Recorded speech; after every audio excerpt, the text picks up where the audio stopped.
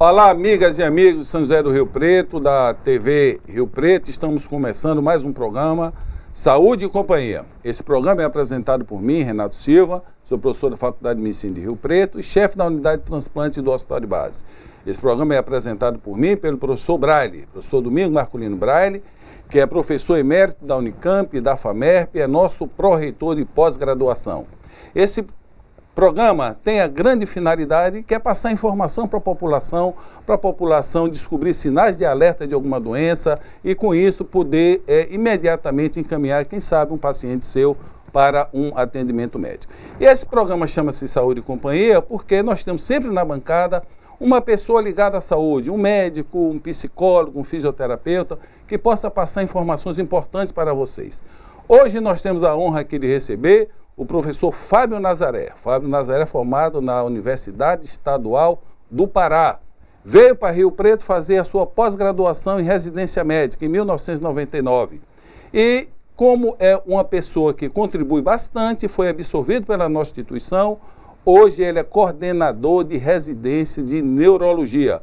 Um homem que contribui na formação dos alunos, num atendimento muito especial na nossa instituição. E hoje ele está aqui para nos informar a respeito de uma doença popularmente, por exemplo, conhecida como derrame. Professor Fábio, o que é o derrame, o que é o AVC? Explique para a nossa população, por favor. O AVC, na verdade, é o equivalente ao infarto, né? Só que ao invés de ocorrer no coração, ele acomete o cérebro e ele resulta da perda do fornecimento de sangue para o cérebro. Com isso, uma parte do cérebro deixa de funcionar e a pessoa passa a ter uma disfunção do sistema nervoso. Essa disfunção, ela vai se apresentar na forma de uma incapacidade para falar, uma incapacidade para movimentar o braço, a perna, uma alteração do equilíbrio ou até mesmo uma alteração da visão. Esses sintomas têm uma instalação abrupta e há uma necessidade de tratamento com urgência. Então, sempre que se identifica uma situação como essa, o paciente deve ser encaminhado, deve ser levado para um serviço de emergência para receber o tratamento adequado. Existem duas apresentações dessa doença. Uma forma em que existe a perda do suprimento de sangue, em que a gente tem uma isquemia, uma perda da circulação, você interrompe o fornecimento de sangue. E uma segunda forma em que o vaso rompe e tem um extravasamento de sangue, gerando uma hemorragia dentro do cérebro. Elas são diferentes, essas duas entidades? O prognóstico, assim, a evolução do doente é diferente ou são mais ou menos iguais? O AVC hemorrágico tem um índice de mortalidade maior, né? Ele provoca um aumento da pressão intracraniana, e esse aumento da pressão intracraniana geralmente leva o paciente ao óbito num tempo muito menor. Então, curto, existe uma necessidade de intervenção mais rápida. E essas intervenções são diferentes de acordo com o quadro, não é verdade? O AVC hemorrágico é uma patologia eminentemente cirúrgica, então uma das maneiras de tratar é você drenar aquele hematoma e reduzir a pressão dentro do cérebro. Isso aí é bem antigo, né? É bem antigo. Parece que até os egípcios já faziam trepanação, né? A gente fica pensando nisso aí, do médico, do barbeiro cirurgião, né? Eu sempre insisto aqui que os cirurgiões vieram lá dos barbeiros mesmo. Mas o Fábio não, o Fábio é uma pessoa diferenciada, ele é neurologista. Então, ele é que trata dos pacientes e ele está explicando, então, como é que é isso aí. Esse paciente que tem um acidente encefálico hemorrágico, ele também tem que ir para o hospital, mas o tratamento é mais difícil, né, Fábio? E o prognóstico, assim, a evolução do doente não é tão boa. Mas no leigo não consegue distinguir isso, né? Na verdade, há uma necessidade de investigação complementar. Essa investigação deve sempre ser feita no nível hospitalar e é imperativo a realização de tomografia de crânio. Então, a tomografia de crânio ela permite separar o AVC hemorrágico do AVC isquêmico e dessa forma o paciente pode receber o cuidado mais adequado. Então, quando eu trabalhei em pronto-socorro, isso fazem 50 anos, só tinha um jeito, era fazer punção suboccipital, né? Era o que a gente fazia e era sempre aquele susto, né, Fábio? Se vinha sangue, bom, nós tínhamos muito pouca coisa para fazer. Lógico que nós tínhamos um professor lá, que era o professor Teixeira, e ele gostava muito dos estudantes e tal, e dos residentes, e eu operei bastante trepanação, lá no HC em São Paulo, né? O Teixeira deixava a gente fazer. Isso foi bom na minha vida, porque É uma coisa muito interessante. Me diga uma coisa, no acidente encefálico isquêmico, houve uma grande evolução, né, Fábio? Porque antigamente não se podia fazer muito, mas hoje, se o indivíduo chega a tempo, é possível fazer tratamentos muito adequados, né? Eu acho que isso aí seria importante para a população. Eles não sabem distinguir, até dá para a gente distinguir um pouco, mas para a população leiga não é muito fácil distinguir se o indivíduo... Bom, teve derrame, vai para o hospital. Eu acho que a coisa mais importante é como o infartado também, vai para o hospital, que é o lugar onde ele pode ser tratado. Qual é essa população que os familiares devem ficar atentos? Quem é esse doente que tem mais risco de ter o AVC? O AVC está relacionado a várias doenças sistêmicas, né? Hipertensão, o diabetes, a dislipidemia e o hábito de fumar. Então, os familiares, né, as pessoas de maneira geral, têm que estar atentas para qualquer indivíduo, qualquer pessoa que apresente de maneira súbita uma alteração da fala, uma incapacidade de falar, um desvio da rima, o desvio do canto da boca, ou uma fraqueza no braço ou na perna. Em 95 foi aprovado um tratamento nos Estados Unidos com uma substância que dissolve o coágulo. E essa substância é muito efetiva para recuperar aquela área do cérebro que estava infartada. O grande problema desse tratamento é que ele tem que ser instituído em até 3 horas. Então a identificação precoce e o encaminhamento para o hospital são a base do tratamento atual do AVC isquêmico. Então, em virtude disso, se criaram escalas e maneiras de avaliar. A escala mais popular no mundo todo, inclusive no Brasil, chama escala de Cincinnati. Foi o que eu acabei de comentar, né? Então você observa se o paciente tem um desvio do canto da boca, uma incapacidade para falar ou queda do braço. Qualquer pessoa que apresente esses sinais deve ser encaminhado imediatamente para a emergência para receber uma avaliação especializada, né? Um atendimento Isso aí é especializado. feito com uma injeção, não é nada assim muito invasivo, né? A população tem que ficar sabendo disso. Esse procedimento ele é feito através de uma veia periférica, você injeta uma substância que tem a propriedade de dissolver o coágulo e restabelecer o fluxo de sangue. A grande dificuldade é que o paciente chegue até a emergência em tempo hábil, né? A janela é muito curta, são apenas 3 horas para receber o tratamento. Em geral, essas janelas são desse tamanho mesmo, porque no coração é a mesma coisa, né? O tempo hábil, realmente bom, ideal para isso é um tempo muito curto, sempre menos, em torno de 3, no máximo 4 horas, né? Mas assim, o resultado é muito bom, Fábio, quando você consegue em tempo hábil fazer a trombólise, né? Assim que se chama. Essa medicação que é injetada, ela dissolve o coágulo, que é realmente quem está entupindo a artéria que vai para o cérebro, né? Então, qual que é o resultado? Você acha que de 99 para cá isso mudou muito aqui no Brasil, né? Porque também a gente não tinha. Houve um tempo que, bem no começo, o medicamento não era muito efetivo e tinha muito efeito colateral. Hoje, a medicação é muito efetiva e tem pouco efeito colateral, né? Professor Braille, eu vou pedir para o professor Fábio responder no próximo bloco. Nós vamos para um pequeno intervalo, então fica uma mensagem muito importante. Se o senhor parente acordou, que a gente ouve os doentes falarem frequentemente, com a mão boba, com a boca torta, ele tem que ir imediatamente para o hospital, não achar que isso foi um sono, foi uma comida ou uma bebida. Vamos para um pequeno intervalo e voltaremos imediatamente.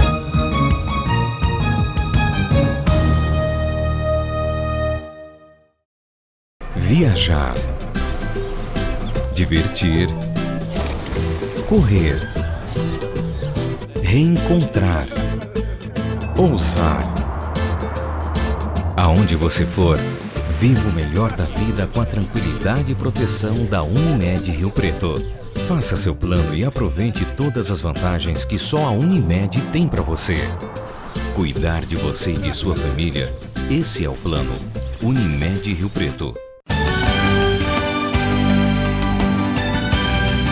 A TV Rio Preto faz parte da história da cidade. A sua programação é transmitida pelo canal 7 da NET. Nossos programas são vistos e discutidos em todos os campos da sociedade. Aqui falamos de Rio Preto. E quais os motivos para anunciar? Valores muito abaixo do mercado convencional. São mais de 200 mil espectadores entre as classes A, B e C. Público formador de opinião com alto poder aquisitivo. Programação exibida 24 horas pela internet através do nosso site. A televisão ocupa espaços, define hábitos, divulga fatos e forma opinião pública.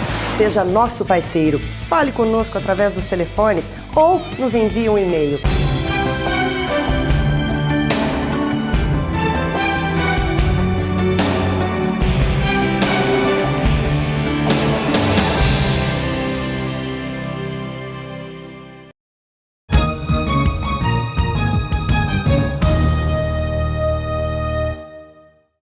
Olá, amigas e amigos, estamos voltando com o programa Saúde e Companhia, hoje com a presença do professor Fábio Nazaré. No bloco anterior, o professor Braille deixou uma pergunta no ar. Esse tratamento que é utilizado para destruir o trombo, que chama trombólise, ele é efetivo e qual o tempo imediato que deve ser realizado? O procedimento deve ser realizado em até 3 horas, excepcionalmente pode se estender esse período para 4 horas e meia. Ele é um tratamento efetivo e ele consegue recuperar pelo menos 14% dos pacientes que são submetidos a ele, né? Então 14% é uma recuperação número, né? completa, 14%. E aqueles pacientes que não têm uma recuperação completa, ainda assim melhoram o suficiente para retomar a sua atividade, retomar a sua vida, né? Sem necessidade de cirurgia aberta. Sem necessidade de cirurgia. Tá. Agora, outra coisa que eu acho importante chamar atenção para deixar a população extremamente alerta são aqueles sinais do AVC transitório, do derrame transitório. Gostaria que você mais uma vez frisasse clinicamente, porque parece que esse paciente, ele pode ter o sinal. Eu tenho um grande amigo, a população deve ficar atenta para isso. A doença dá sinal, tá? Não adianta você querer fazer o diagnóstico. O diagnóstico já é difícil para nós, somos médicos. Não adianta você querer fazer o diagnóstico, tem que procurar o médico para tentar ajudar enquanto é cedo. Por favor, passe essa informação. Existe muitos acidentes vasculares, eles se apresentam num primeiro momento com quadros transitórios. Então, o paciente apresenta o sintoma, esse sintoma dura um intervalo de tempo muito curto, fica como se fosse um mal-estar e, eventualmente, a pessoa acaba não procurando assistência médica. Esse sintoma do ataque transitório, ele é semelhante ao do AVC. A diferença entre os dois é que a duração é mais curta e dá a falsa impressão de que é uma coisa benigna, uma coisa que vai se resolver. Mas não resolve, né? Ele pode se apresentar como se fosse uma perda de visão, que dura 1 ou 2 minutos. Pode se apresentar como uma dificuldade para falar, popularmente a língua fica enrolada, o braço fica fraco, ou você deixa cair um objeto. Então, como o sintoma dura pouco tempo, a gente tem as pessoas em geral têm a percepção de que não é uma coisa grave. Não, isso acontece mesmo. Você diz, não, tomou um ar, a boca entortou. Não, calma, porque pode até ser uma paralisia frígua que acontece, mas tem que ir no médico. É só o médico que pode fazer esse diagnóstico.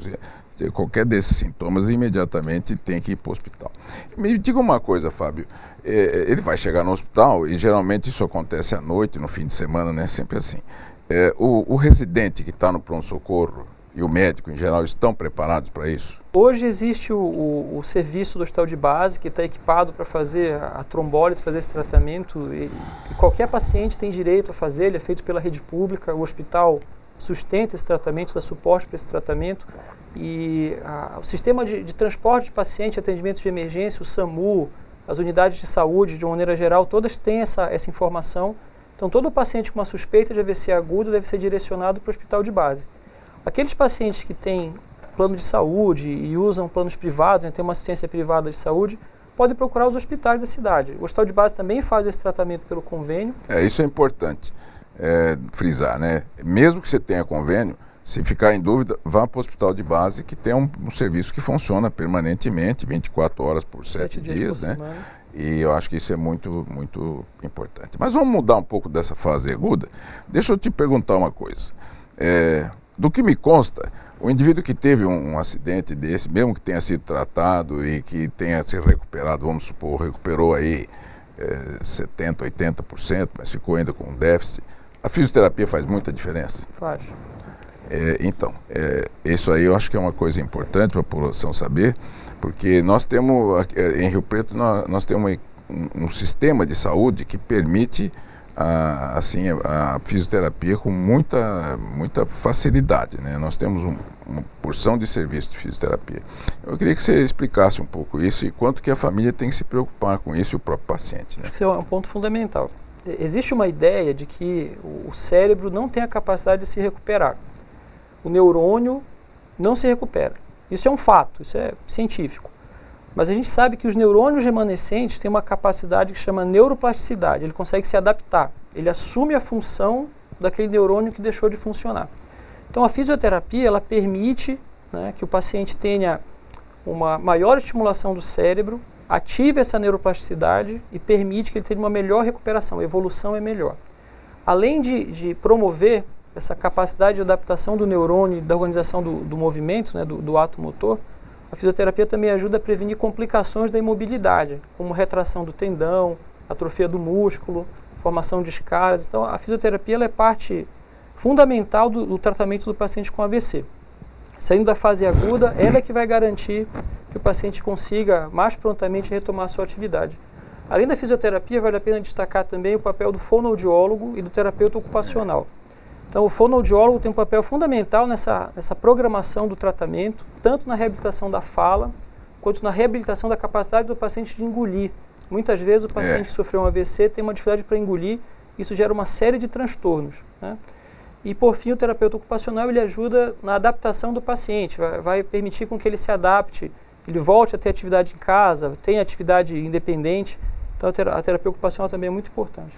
Ô Fábio, a doutora Regina Chueira está convidada a vir ao nosso programa, nós estamos esperando aqui. E o impacto da rede Luci Montoro na nossa cidade repercutiu na recuperação desses pacientes? A rede Luci Montoro, ela revolucionou a abordagem de fisioterapia na cidade. Ela conseguiu reunir profissionais extremamente capacitados num programa muito bem definido de reabilitação, com tecnologia de ponta. Então, parte dessa reabilitação é feita, por exemplo, com um robô que facilita o movimento do membro superior. E muitos pacientes foram beneficiados com esse serviço. Então, acho que é um marco na cidade. Mas como eu disse, e sempre fica aquela queixa, não, está faltando só. Realmente, nós queríamos que fosse 100. Mas nós temos muito equipamento de saúde aqui, porque tem a ACD também, que atende, e a própria prefeitura tem o sistema dela também. Uma vez eu fiquei brincando com a Regina, e falei assim, daqui a pouco nós vamos ter que importar aleijado aqui, para poder tratar. Mas isso aí não era brincadeira, porque na realidade, o Fábio sabe bem disso, a gente tem uma invasão grande aqui, assim que chama, né? Eu não estou pondo. Eu acho que é justo isso que acontece, mas Rio Preto sofre um grande afluxo de pacientes que vêm não só de outros municípios em torno, como vem de outros estados. De outros estados. Vem gente do Maranhão aqui, né? Eu acho que você tem tido contato, sim, né? Porque você é de lá e vem da Ilha do Marajó. Você cita da Ilha do Marajó? Ele é do Pará. É do Pará, então. Pará. Mas está pertinho. É pertinho. Eu acabei da alta agora, antes de vir aqui para o programa, um paciente de Rondônia. A população precisa entender isso. É um orgulho para nós, uma cidade como essa, ser referência em saúde no país. Mas precisa entender o Sistema SUS. O Sistema SUS é o que nós temos de melhor para nos assistirmos. Então, quando uma pessoa está doente no Acre, por exemplo, e ele precisa de um tratamento, e esse tratamento não é oferecido no Acre, ele tem direito constitucional de vir se tratar aonde tem. Só que isto, onde tem um tratamento, só que isso também, em parte, deveria vir o dinheiro do SUS, não é? E isso ainda nós não temos nessa perfeição para você mandar o doente também o dinheiro, porque o dinheiro calculado do SUS vai para o município para tratar determinada população. Isso aí, Renato, é muito gozado. A lei tem que ter, chama referência e contra-referência. Então, mas tem a tal da lei que pega, a lei que não pega, né? Essa aí, como tem, é lógico, o cobertor é curto, todo mundo fica tentando pegar o cobertor para ele. Então, o estado ou o município que tem o paciente, que exporta esse paciente, no fim, ele fica com o dinheiro lá, que também é pouco. Agora, é lógico que uma cidade como Rio Preto ou São Paulo recebe paciente do Brasil inteiro e até de fora do Brasil, e o dinheiro é curto. Só para vocês terem ideia, o telespectador, existem coisas importantes. O município é obrigado, por lei, a pôr 18% do que ele tem de renda na saúde. Rio Preto põe 23%, há muitos anos. Há muitos anos. O Estado tem que pôr 12% e, por infelicidade, o governo federal, ele varia. no momento eu acho que não está pondo nem 6%. Eles falam que é 6%. Houve assim um grande movimento para que fosse 10%, né? Isso ajudaria muito, porque o grande volume de impostos e tal vai para o governo federal. O governo municipal tem pouco recurso relativamente, né? E ele que tem que ficar responsável pela saúde. E a tabela do SUS não cresce há muitos anos, e isso aí então, tem sido realmente um grande problema no país. Professor Braille, acho que nós precisamos fazer um debate sobre o SUS. Nós vamos fazer. Para informar muito mais. Nós vamos para um pequeno intervalo e nós vamos voltar. Vai ficar a pergunta para o Fábio aqui, para o próximo, para a gente falar um pouquinho, porque eu acho que na área de cardiologia e neurologia são as áreas mais demandantes, porque tem muito doente crônico. E saber que o SUS, ele não é problema, não, ele é solução. Só falta recurso econômico, não é isso, Fábio? Mas eu queria ter a tua opinião também, que você tem experiência lá de Belém do Pará, que eu tenho um pouco da experiência de lá também, quero te ouvir. Vamos para um pequeno intervalo, por favor, não mude de canal.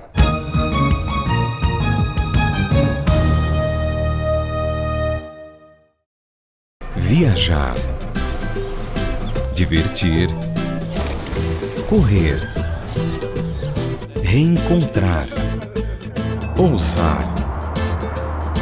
Aonde você for, viva o melhor da vida com a tranquilidade e proteção da Unimed Rio Preto. Faça seu plano e aproveite todas as vantagens que só a Unimed tem para você. Cuidar de você e de sua família, esse é o plano. Unimed Rio Preto.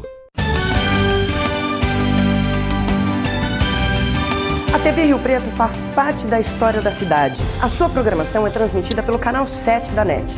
Nossos programas são vistos e discutidos em todos os campos da sociedade. Aqui falamos de Rio Preto. E quais os motivos para anunciar? Valores muito abaixo do mercado convencional.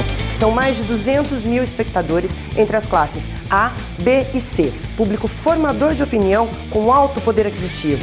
Programação exibida 24 horas pela internet através do nosso site. A televisão ocupa espaços, define hábitos, divulga fatos e forma opinião pública. Seja nosso parceiro. Fale conosco através dos telefones ou nos envie um e-mail.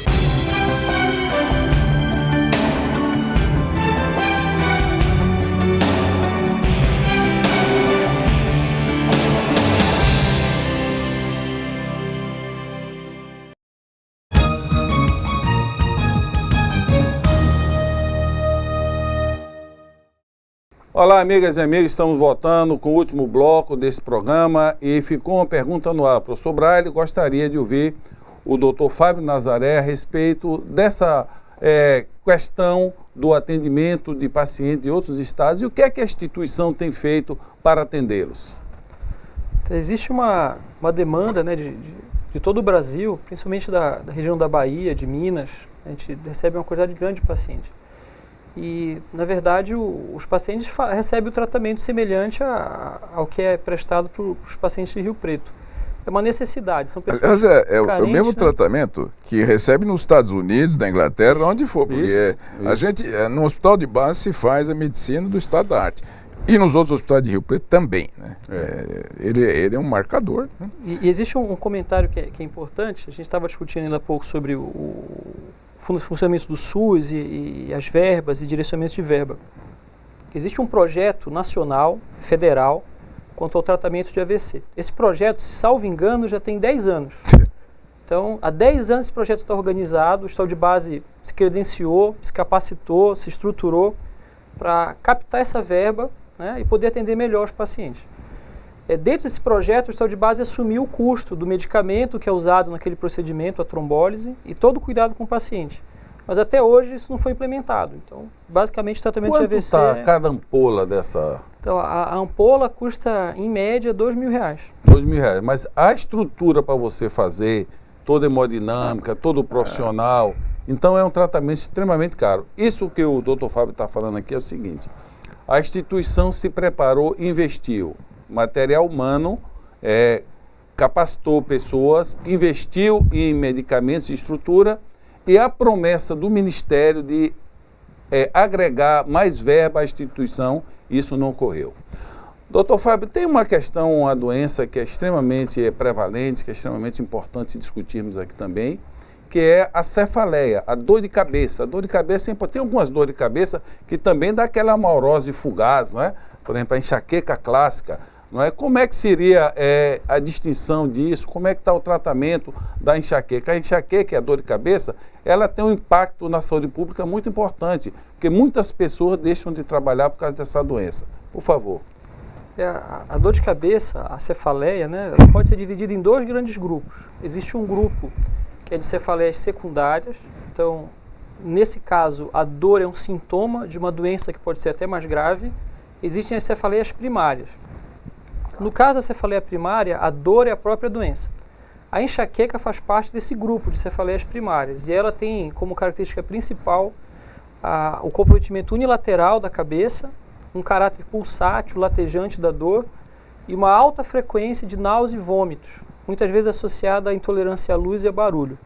É uma doença que é mais prevalente no sexo feminino, né? Para cada homem tem 2 mulheres, e é curioso porque existe uma maior suscetibilidade das mulheres no período menstrual. Então todas essas são características de enxaqueca.